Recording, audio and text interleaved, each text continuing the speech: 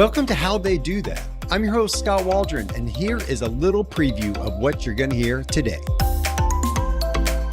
Clients that I work with, they think that if they have a script and they pitch it, that it has to be perfect. And the second that you get them to run through it the first time, their elbows come in and they start talking with like short little hands and their voices go robotic, and everything that makes them special and authentic, something that someone's going to connect to and want to work with, goes out the window. Please, please, please, please, please do not buy into the idea that if you practice too much, you will sound inauthentic, because it's a crock.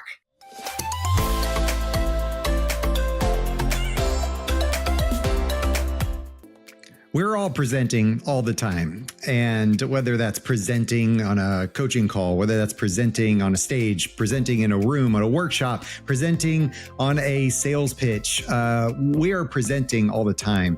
And that's really important to everything we do.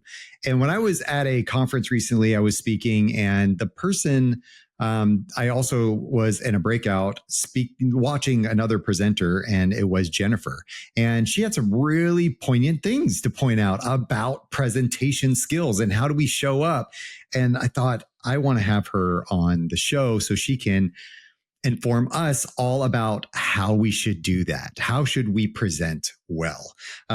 She's a chief development officer turned presentation strategist, and she's stood where we all stand. She's developed, built culture and developing teams and done all types of things. And she wants to help people connect more as humans.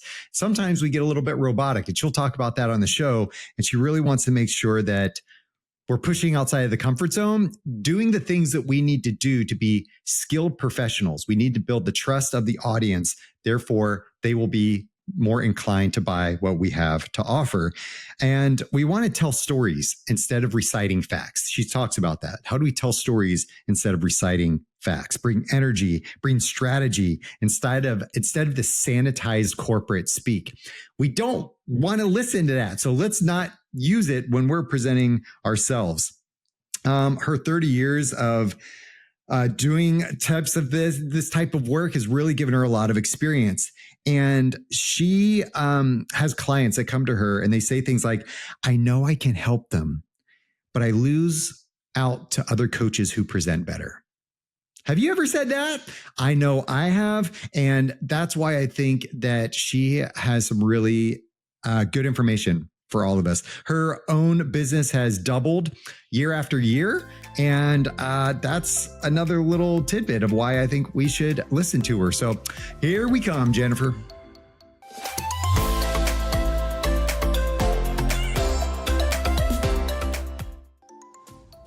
Jenifer, what's up? Everything. It's been a great week. It's a great day. It's all good. Yeah. Have you stolen anybody's phone lately? I knew you were going to bring that up. You knew I was going to bring it up, didn't you? I knew. How many people have been on your podcast because they stole something from you and completely ruined your presentation and decided that they wanted to interject themselves into your world? I mean, how many times has that happened? If you wanted to be on the show, Jennifer, just ask. You don't have to steal my phone, But by the way, everybody who doesn't know, Jenifer was speaking right before me. I had set my phone down. She was leaving the room. She actually took my phone, thinking it was her phone. And that's how we connected. And it's so cool because she realized, hey, who's this woman on my wallpaper? And it's not anybody I know. Here's my husband. I don't know who that is. Yes. So, and I think the lesson there is that then after you've made a mistake like that and you see somebody at the airport, you should do what I did, which is go up and say, I am so sorry, but let's be friends. And then we sat next to each other on the plane. Holy moly, the world brought us together, Yes. So and here we are. So here we are. And we're going to bring so much good to those coaches, consultants out there that are just like, Jenifer, how in the world do I get people to buy into what I'm saying when I am presenting? So that was the thing with you. I was like, oh, she's like a presentation expert. I'll just call you that for the sake of this call, right? I'll take it. And I think we all need to learn how to present better, whether that's on a stage, whether that's in a sales call, whether that's in a meeting with some other people. It's a breakout. It's whatever. We all need to learn to present. Sometimes just with your boss, right? Just All of it. one-on-one. Anytime we're having conversations with people, but specifically when we're trying to present an idea or a pitch of some sort. Yes. Okay. What is the thing here? We're going to start out with this. What are the, I don't know, let's just say the top three. If you can come up with three, you can probably come up with a lot more of the things that are like the biggest mistakes you see people make when they're presenting. Oh boy. No, there's more than three. Oh, I figured there were. I was just kind of getting you on the spot here. So, okay. Three things that I think I see the most is that people believe that if they practice anything that they're going to say, it makes them seem inauthentic. And so they'll run through something once and they spend all the time trying to figure out what they're going to say next and not focused on what the gift that they're giving to the person who's listening. So one is they don't practice enough. The second is that people practice in their heads.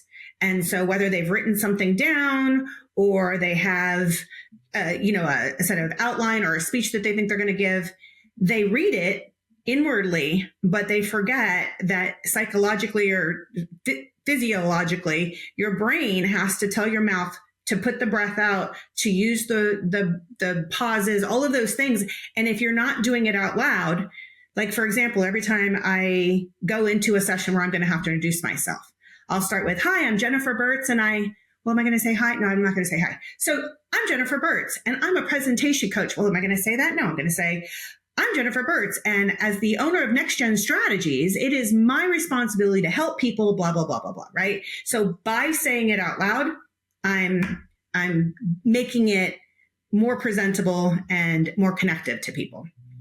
And then a third thing would be that we try so hard to tell people what we want them to know that we forget why they would buy into what we would say in the first place. So there you go. Three things. Lots of psychology behind all of them. Tell me about the last one. Repeat that again and then tell me why we do that.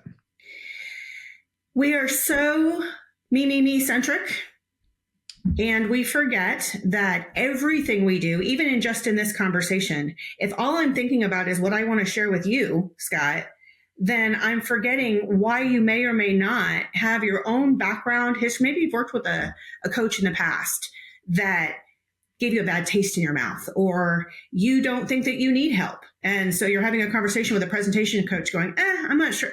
Why and how do the things I'm saying have to resonate with you? And so it's not about what I'm sharing to you. It's about how you're listening. And so one of the key things I say as a coach all the time is what we're supposed to be sharing is how am I going to show up for you? And that is so important because it puts you in the driver's seat and it makes me think about all of the ways that I'm using psychology to create opportunities for you to want to buy into what I'm saying. So how am I going to show up for you? How am I going to show up for you?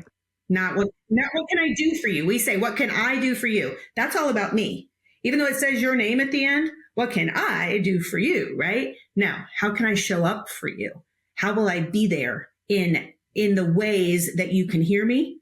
Because the lens we hear through are personas and things like that. So what am I going to do to meet you where you need? So how did you use that question for this podcast episode? I was thinking about the coaches that would be listening and what they might be struggling with.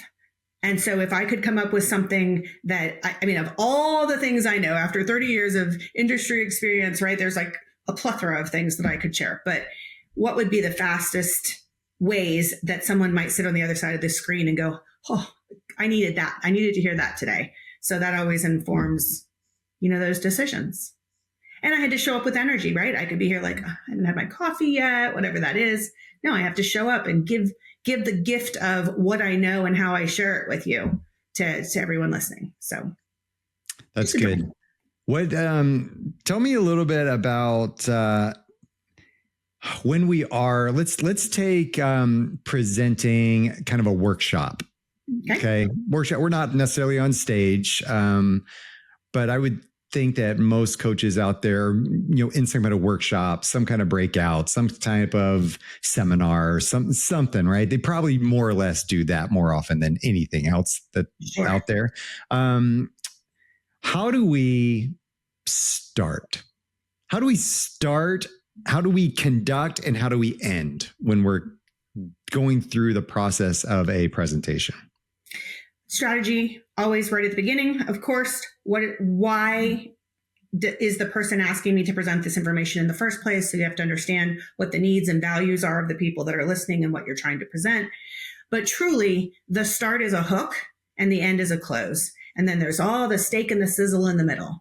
So I like to make sure that anytime I'm giving any sort of presentation, we don't start with, "Hi, my name is so happy to be here." You don't even look happy when you say that, right? Most of the time you're like, I'm so scared to be here, but here I am, right? But given that hook, we did it in this podcast. We didn't start with, "So here's Jenifer, and this is her name, and this is what she does, and this is why she's here." Blah, blah, blah, boring, boring, boring. We started with a great story. We talked about how we met and why it was important and how it created this great opportunity. In its own way, that was a bit of a hook. And so we led it into something. And so people instantly were like, okay, well, I want to know more. So there's grab, keep, and guide. Every time we speak with someone, we're going to grab attention, keep their attention, and then guide them to the thing that we want them to be considering, whether it's an idea, whether it's buying into our pitch, buying into our services, buying a specific product, whatever that is. Grab, keep, guide. But the hook is the grab. So that's where it starts. How do we keep them? The keep is to remember that nobody cares so much about what we do. It's what we can do for them. And we fall back in the middle sometimes to, let me tell you all the things I want you to know and how I want you to use that. And we use lack of good joiner words or lack of preparedness because we don't know where we're going to take our next sentence. Kind of like I just did, where I was like, what am I going to say next? Mm-hmm. Had I practiced, this is live. So had I practiced exactly what I was going to say there, then it would have been more natural. It would have gone right into it, but I had to think for a second. And so being prepared and being ready for that stuff in the middle is key. Okay. But let's say I have my presentation. Say mm-hmm. I have a tool I'm going to teach everybody and the mm-hmm. thing. So that is what I know and what I want you to know in this thing. So how do I shift my thinking from that to what you're saying? It's about the person across from you. So there's a lot of psychology about why people choose and why people buy. There has to be a clear value proposition. There has to be trust. There has to be proof in everything we say. When we say, I'm the best coach, if I don't have the proof behind it of how and why I am, then it's just flat words. And we spend a lot of time telling about the way we do things and not on the proofs of how we've done them or, been able to impact someone in the past. And so when I'm using this, when I'm presenting this tool, when I'm doing something, interjecting some proof during the presentation, some backing it up, some testimonials, some stories, whatnot, to back up the thing to help serve the people that are in the audience. Is that what you're talking about? Yes. And understanding that our proof can actually be in our process. If we're telling someone that this kind of coaching is what they need, if I was to give my pitch or to talk about being a coach, if throughout the process, I'm showing you that I am prepared, then I don't have to tell you that I'm always prepared. I'm just prepared. If I tell you that I'm confident, then I will show up as confident, then, that helps pull that together. There's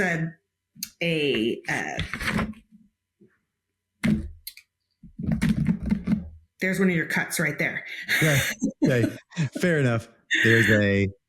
Yes. There is a psychological tool that I use called the halo and the horn, and some of you have heard it, but it says that once someone hears that, so say you read about my podcast dance that I was going to be on, and you read a little blurb about me, and it says that I'm a great presenter, and then I get on and I look nervous while I'm talking to you. What you're doing is you're taking the things that you think to be true, the first impressions that you made, and you're putting them up against truth. And so every single time, if we say that this is, I'm Skot and I have valuable information, and then you walk in and you're that boring person that starts with, hi, my name is, and you don't give them anything right off the bat that grabs their attention, then they're like, well, does he? He said he did. He doesn't. How is he coming across with this thing that he promised me he was going to give me? So if we consider that everything that we are even doing within that pitch is tied to how they are perceiving us, putting us up against truth within that steak and sizzle of something, it all starts to come together and create a big picture. And I think that's fantastic. I love that you brought up the halo and the horn. I talk about that as well in one of my presentations. But that whole principle of, hey, if they look a certain way, if they talk a certain way, then I'm going to assume a lot of other things about them. Just so because my brain's lazy and I'm just, it's a quick way to make a judgment. Okay. We all do it. But as soon as you get up there and act nervous, the horn comes out and I start blowing it to tell everybody beware. Like, exactly. This person's not who they were. And that's a brand thing. That's how we show up in that space. And that's why it's so important, I think, to do the things that you're talking about, like the preparation and whatnot. Before we get to the ending, I want to talk about this authentic authority, not polished perfection idea that you have. Tell me about that. So a lot of clients that I work with, they think that if they have a script and they pitch it, that it has to be perfect. And the second that you get them to run through it the first time, their elbows come in and they start talking with like short little hands and their voices go robotic, and everything that makes them special and authentic, something that someone's going to connect to and want to work with, goes out the window because they are presenting. And what we have to get people to understand is that we just need to be presentable. It's not this idea of what presenting is. I can typically sit down with someone and say, tell me what you're going to say. And they're like, I'm going to say this, I'm going to say that. And they get all excited. And then I say, now stand up and do it. And they're like, oh. Their brains just take over in a really bad way, right? And they forget all of the things that they are good at, that they know, that is a part of who they are and is part of their delivery.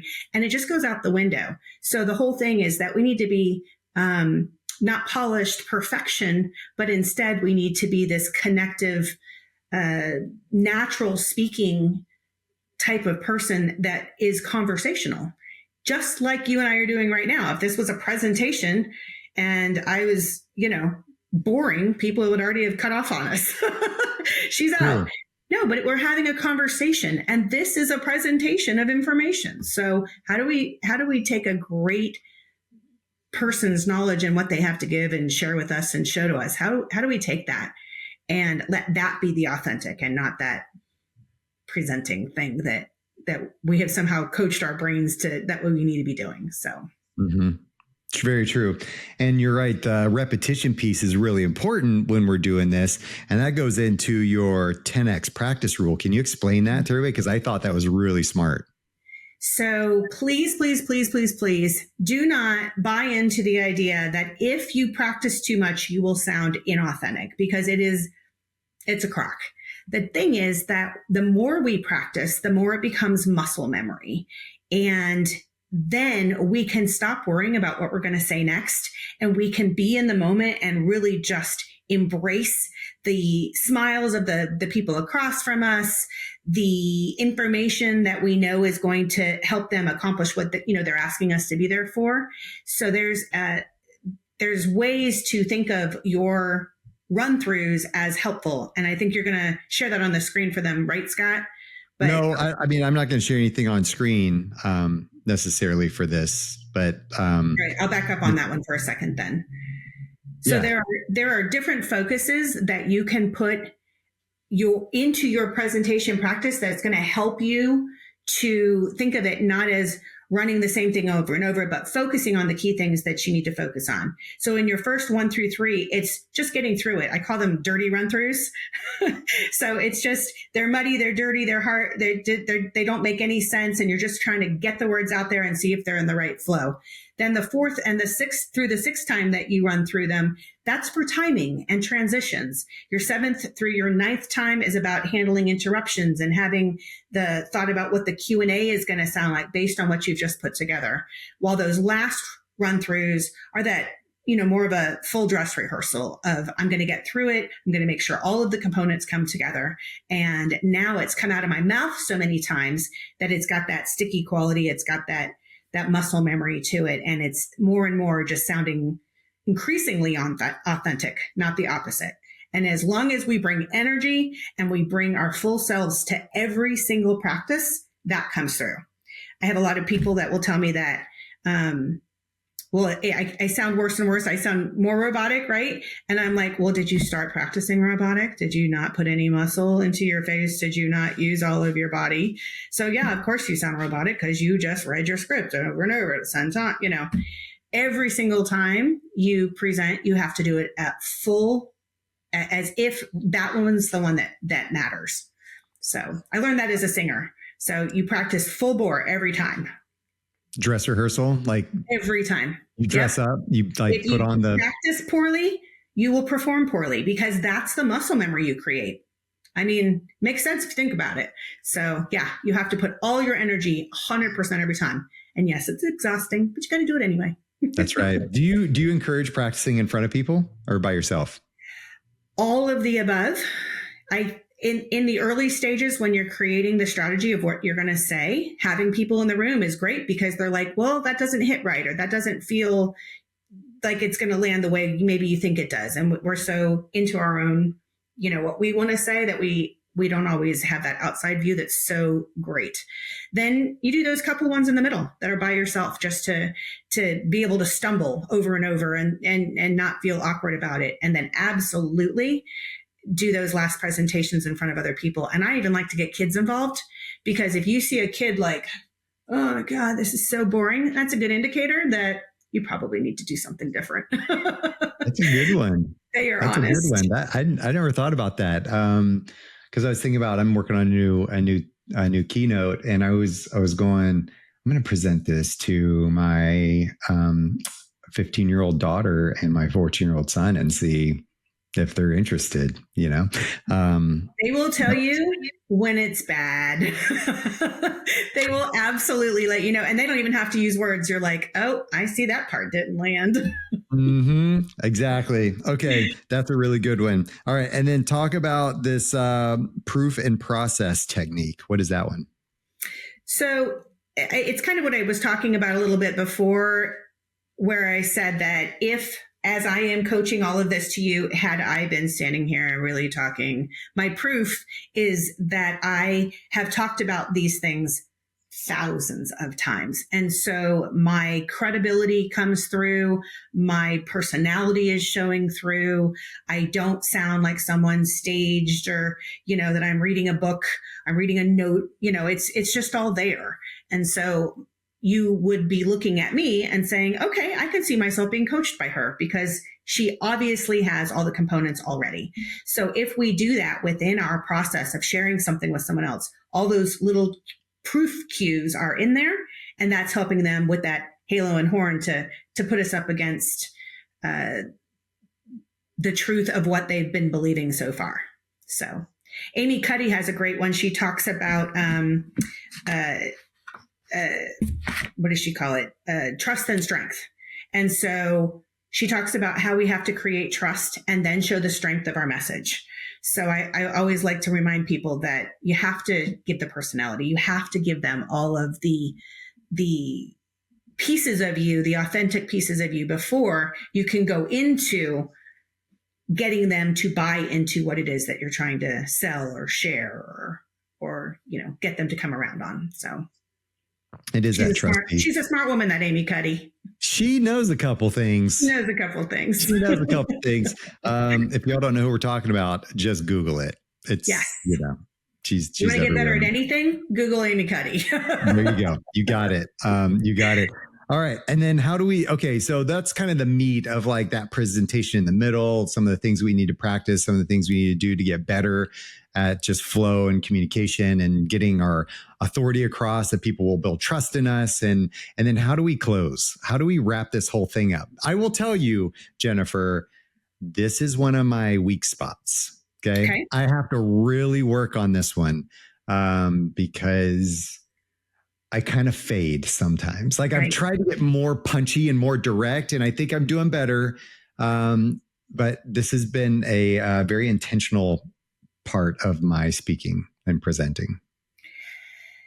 I agree with you, because we put all this energy into the message. We put all this energy into the open. We grab their attention. And then at the end, we're kind of like, so thanks for having me. Right. So it is where all of us just kind of fade out at the end.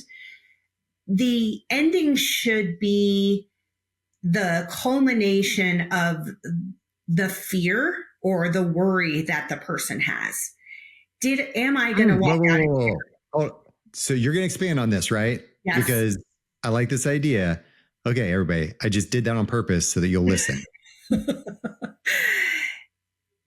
We have to understand that they've listened to our entire pitch, or, as you as a keynote, you're on the stage, you've told them this whole thing, and they're worried now. How am I going to take it and make it work? How am I going to do this? How does this really apply to me? I've gotten all that, but I'm a little nervous or worried. So I like to have my close be the epitome of how we are going to make sure that they walk out thinking about persistence, sticking to and doing all of the things that we brought through, resilience, how they're going to do it over and over and over again. They're going to revisit it. They're going to put it on Post-it notes all over their spaces so that it's just constantly at them until they can make that change, right? They say like, it takes 7 times eating the same, like if you don't like olives and then you eat an olive 7 times, after the 7th time, you either hate them forever or you change your mind and go, oh, I think I could like one now. So it's that resilience of doing something again and again and again. And you have to help them get to that. If you want to be a runner and you haven't wanted to run yet, you want to get up at 7 a.m. to do it. They say, put your shoes and your workout clothes right there. So you would literally trip over them to get out of bed. Nope. Just get up, put your shoes on, put your clothes on, and then you're dressed. And that's the hard part. And then of course, get your butt outside, but to use your closing to give those, like that example, like, how are you going to just take what I've just taught you or showed you or shared with you and help you to put it into practice. So I think a good close really helps them see themselves in all of the things that you've just talked through. So it's the what now? Like this is. There you go. I should have said that. It's the what now. Yeah. I mean, that's why we make a good team. There you go. I think that's a lot of what I'm finding with people now when I'm presenting, when I'm asking event planners what they want, or when I'm asking anybody in a training session, or what do you want? They want application. Like they want the what now. Okay. That's all great that you told me all this stuff, but what am I supposed to do with that? Yes. Because now I have to implement the things, or absolutely it doesn't matter. Right. Right. And understanding how to take the first step is usually where people falter. So what now? Give them a first step? Yep. Give them that first step. Or give them a outline, Ready? You ready? Yes. We're going to start wrapping this up. What is the first step people should take after they listen to this show? Ooh, I would say to remember that how you've done it in the past might need an update. So don't just say, I'm going to keep doing it my way. It'll be fine. You have to decide to make change. And then once you have decided that you're going to employ or use some of the ideas that I've given you or shared with you, Skot, like, how am I going to do them? I would say right away, you just determine that from now on, you're going to practice at least 10 times. When I coach a team, it's more like 20, but like 10 is the bare minimum of going through something. I forget exactly what the statistic is, Skot, but the people who do the TED Talks, one of them for a 12-minute talk practiced for 1,100 hours for a 12-minute talk. Like, That's a lot of practice. And that's why it is the number one rated TED Talk on all of the entire years of people putting them on. So I would say for sure that would be the thing, is to decide in your mind that you're going to resiliently and persistently make change in how you grab, keep, and guide people's attention in all the ways that you talk to groups. Super smart. Yeah, good. All right. What's a book or a podcast or something that everybody should go listen to? Boy. So first of all, yours, right? We gotta listen to you. Duh. I'd put you out there. One of my favorites is a book called Steal Like an Artist. Oh my gosh, it's so good. That is one of my favorite books. I made my daughter read that book. Yes.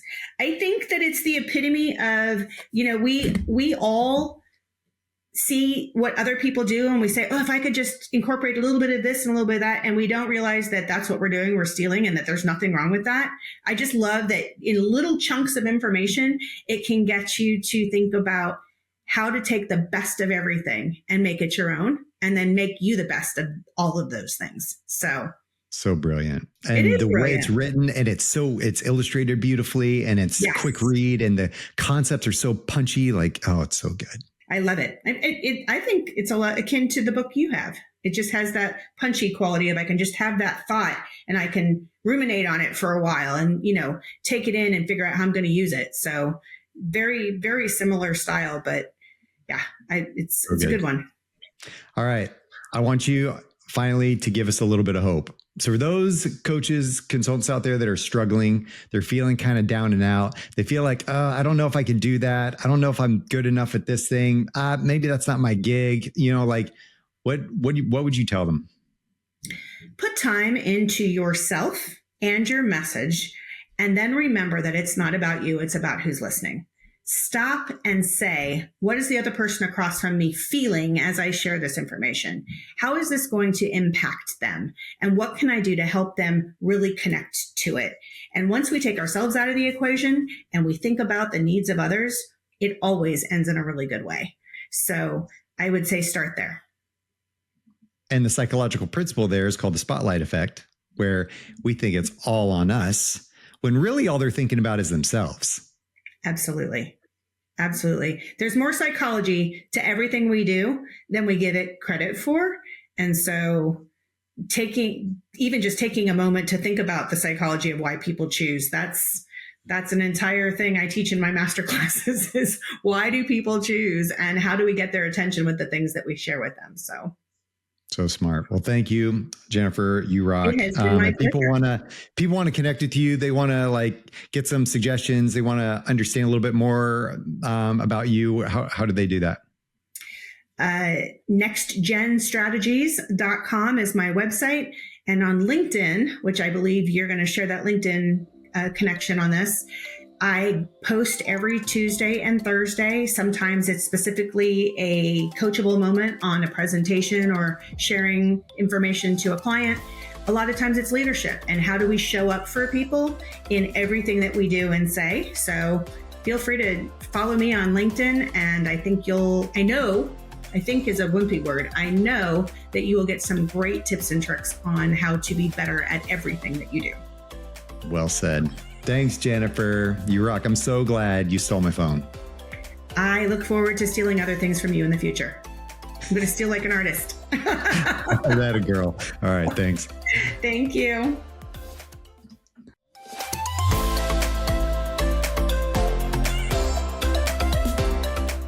Thank you for joining me today on How They Do That. If you found this helpful, please rate the show wherever you listen to podcasts. You see, I help you. You help me. That's how it works. Oh, and please do not keep this to yourself. Share the show with a fellow coach who could also use these insights. Keep exploring, my friends. Never stop asking how'd they do that? Because with every question, you get closer and closer to refining your business and scaling your impact.